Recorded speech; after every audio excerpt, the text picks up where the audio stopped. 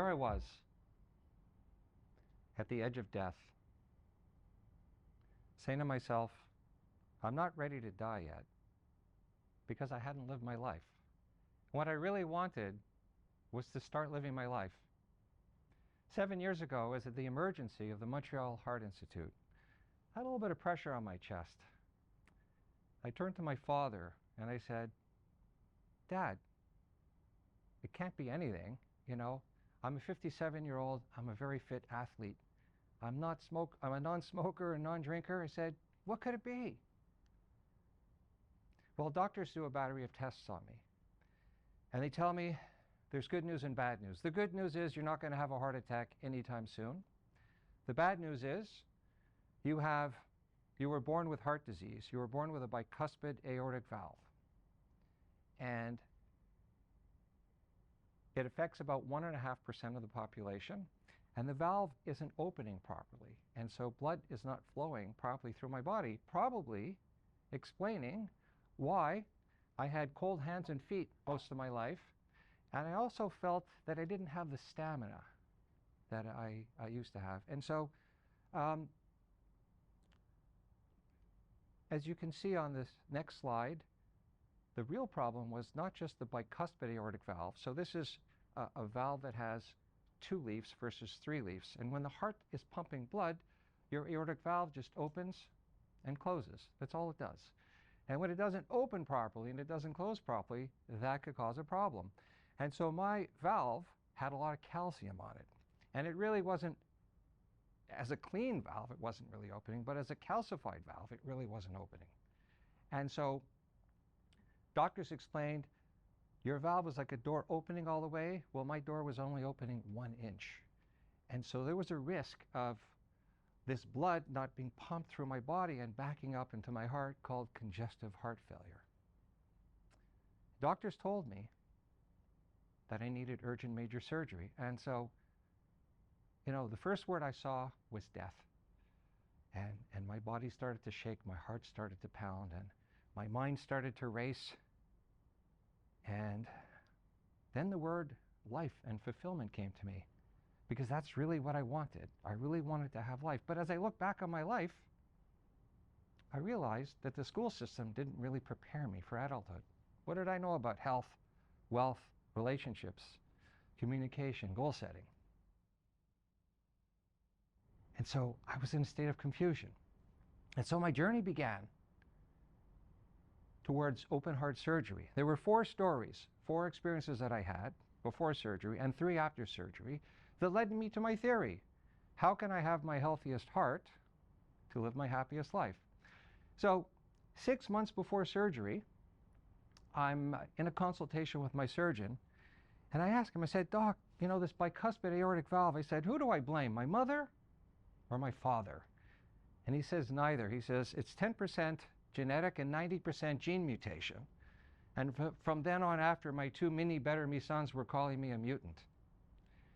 And the doctor's starting to describe my surgery. So he says, look, you're in your 50s and you're in really good health. He says, you qualify for this human valve, not a mechanical or an animal valve. You're going to have a human valve. But we're going to have to open you up a lot bigger, because we're going to move your pulmonary valve to your aorta. We're going to give you a human donated pulmonary valve. I said, wait, Doc, I have a great idea. I said, what if you could just remove the calcium from my valve? I wouldn't need the surgery. And of course, I could never forget what the doctor said. He said, modern science is not there yet. 3 months before surgery, I'm watching the movie Bucket List. What do you want to do before you die? I said, I don't know. I don't really have any hopes and dreams. But I said, I hope I can survive the surgery, but if I did have one dream, I would play tennis for my country, for Canada, in the Maccabea Games. That's the Jewish Olympics. It's the 3rd largest world event behind FIFA soccer and the Olympics. 10,000 athletes from 90 countries. I said, wow, that would be an incredible dream. 2 weeks before surgery, I'm having what's called an angiogram. That's where they put a camera up your arm. So I have a valve problem, And the doctors want to know if I have clean arteries, because once they're going to do the surgery, they're going to do everything at the same time.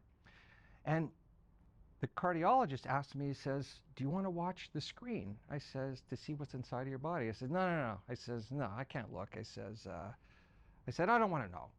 And as the camera started going up my arm, and I can hear the coil unwinding, I'm feeling this tickling going up my arm, and I'm thinking, oh my God, I said, all the bad food I've eaten my whole life. You know, those buffets, those burgers, those Big Macs, the fries, the chips, the chocolate bars, Halloween, this can't be good. To my complete surprise,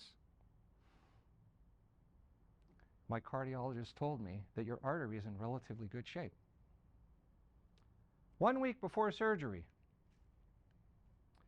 I get a call from my first cousin. A month before I went into the hospital, he had an aortic, he had some blood leaking from his aorta, which is called an aortic dissection. 10% survival rate. He had he was opened up 4 times, 4 surgeries, declared dead on the table 3 times. And he said to me, Peter, I have a message for the world. He says, I could have prevented this aortic dissection, and he's in a wheelchair, if I would have known what's going on inside my body. And so we can learn what's going on inside our body through an echocardiogram. That's the same instrument, the ultrasound that they use for pregnant women. 3 months after surgery, rehab starts with a blood test, and I get reminded how high my cholesterol is. You can see all of the H's on my chart. And something happened to me. I had this awakening. I started on this journey, this endless journey to find the answer. Finally fixed my valve. I want to fix my cholesterol. And I visit a dozen doctors, dietitians, and nutritionists. 2 years following my surgery, I said, please help me. I want to lower my cholesterol. You see, I had this valve thing. I want to fix my heart like once and for all. I was really surprised that whatever recommendations I got, I literally could not get my LDL below 3, okay? And that was high. 3 years after surgery, I discovered the health benefits of plant-based diet. In December of 2019, I ended up on a plant-based diet, and I met a Dr. Caldwell Esselstyn, and he said in his book, if you go on this plant-based diet, you can normalize your cholesterol in 2 weeks. I said, that's impossible.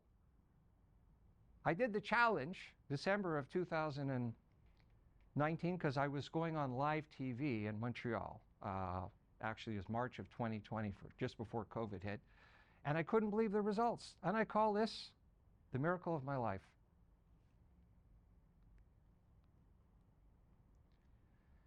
Six years after surgery, I come across this image of what looks like what's going on inside our body. It's plaque building up in our arteries. In fact, it's just plaque, it's inflammation, it's calcium. And I also learned that our veins, arteries, and capillaries span 100,000 miles. That's 2x the circumference of planet Earth, and our blood flows through our body every 60 seconds. So that's a lot of real estate for us to have some potential blockage. And this slide is really all about what the heart disease, they call it what aging process is. I call it, this is the disease process. And so you'll notice on the upper left side, the word nitric oxide. This is a 1998 Nobel Prize for Science and Medicine. Nitric oxide is produced by the arteries, and it literally cleans the artery of plaque. And so, but you see it goes down in production over time. Well, meet my dog, Kobe. Last December, he's a 15-year-old Havanese, celebrated his 15th birthday, and his health was on the decline. And he was barking all the time, night and day, and I couldn't function. I took him to the vet. The vet says, here's a prescription for a sedative. Well, after the sedative wore off, he was barking again. I go back to the vet a week later. I said, Doc, it's not working. He says, look, if it was my dog and he had no life and I had no life, I'd put him down. Well, I told my wife that story, and as you can imagine, she wasn't too happy with that. So this nitric oxide is actually created in our body by a food supplement called arginine. Arginine is a food supplement you can just put in some water, and it converts into nitric oxide, literally cleaning out your body. So out of sheer desperation, I hadn't slept. I couldn't function during the day. I couldn't work. I tore this package open. I got my first delivery, and I poured a little bit of this food supplement, human-grade food supplement, in Kobe's food. 1 day later, he was 80% better. 2 days later, he was 95% better. And in fact, you could see my daughter here. We celebrated New Year's with him last year. And today, he's still alive. He's 99.9% better. At that moment, I really discovered the power of supplements. So what did I learn from my journey? I learned that when I started this whole journey, I didn't really know much about health. And I came up with a theory of what health is. I thought, as an athlete, I was fit, non-smoking, non-drinking. I had my health. And so I came up with a theory of what health is. And it's 5 words. Where blood flows, health goes. And I also came up with a model to implement this. I call this my secret heart health formula.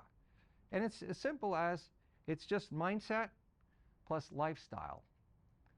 And lifestyle, I split into 2. Life is from the inside, and style is what you're going to do from the outside. And so when I look back at my story, my mindset completely changed 3 months after surgery, when I had this awakening to go on this journey to finally fix my high cholesterol. Lifestyle on the inside, that call that I got from my cousin a week before surgery. We need to know what's going on inside our body. It's a simple ultrasound, put some cold gel on your body. You're going to learn about, they'll take 88 pictures and videos of the 4 entries to your heart. You're going to know everything that's going on. And when it comes to lifestyle, by the way, you'll notice there's a tennis racket on the left side of the heart. I've split that down into 3 categories. This lifestyle is broken down between nutrition, exercise, and supplements. So 3 years after surgery, I went on this plant-based diet, and it literally changed everything for me. Exercise. When I had my angiogram, the camera was going up my arm. I couldn't believe that the plaque levels of my body, given how I've abused my body eating so terribly, was so incredible. And I learned the power of exercise helping us to lower the plaque in our arteries. And when it comes to supplements, of course, I'm still in a state of shock. Every day I put that powder in Kobe's food. And he's still alive. I've literally given him his life back. And what I've also learned is the secret is in the synergy. It's about doing everything all together. So I say, life is precious. Life is short. 50% of men, 64% of women die of a heart attack without warning. This plaque that's in your arteries is unstable, and it can rupture at any time. So if you wait, it could be too late. Life is a journey. Life's greatest journey is from the head to the heart. It's all about discovering love for yourself, and the best way to love yourself is to go on this journey of your health. So I say, start your journey. Start living your life. Start your journey to your heart health, your freedom, and your happiness, so that you can live the life of your dreams. Thank you.